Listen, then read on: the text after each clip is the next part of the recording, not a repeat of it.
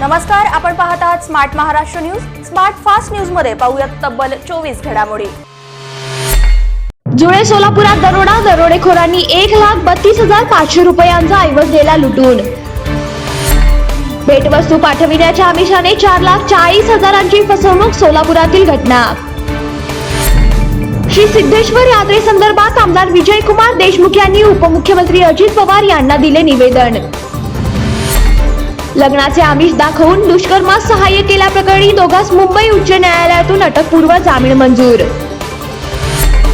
श्री सिद्धेश्वर यात्रा घेण्यासंबंधित सर्व अधिकार जिल्हाधिकारी व विभागीय आयुक्त पुणे यांच्याकडे. सोलापूर शहर मध्ये नवीन 28 रुग्णांची भर, तर एकूण रुग्णसंख्या झाली 10,862.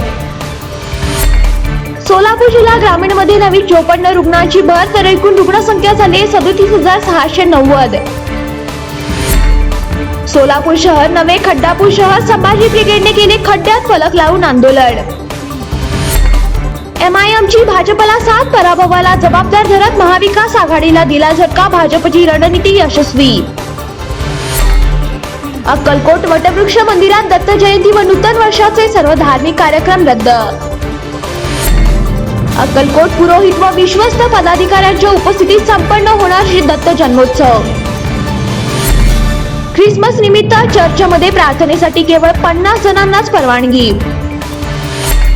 माजी मुख्यमंत्री देवेंद्र फडणवीस आज सोलापूर दौऱ्यावर. पंतप्रधान 25 डिसेंबरला PM किसान अंतर्गत पुढचा हप्ता जारी करणार. कांद्याचे दर 3,2500 घसरले, कृषी व पणन विभागाचे केंद्राला निर्यात सुरू करण्याचे पत्र.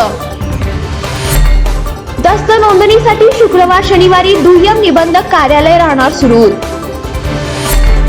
31 डिसेंबर 2020 अखेर दस्त नोंदणी केल्यास 3% मुद्रांक शुल्कात सवलत.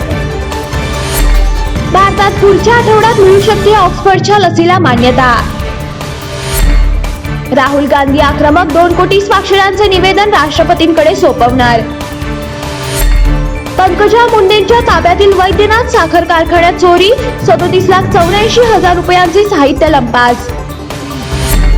उद्धव ठाकरेंना 50 वर्ष मुख्यमंत्री राहण्यासाठी शुभेच्छा, देवेंद्र फडणवीस. कोरोनाचा नवा अवतार, अधिक संसर्गजन्य, काळजी घ्या, आरोग्यमंत्री टोपे. सोलापूरच्या जलवाहिनीला मोठी गळती, लाखो लिटर पाणी वाया.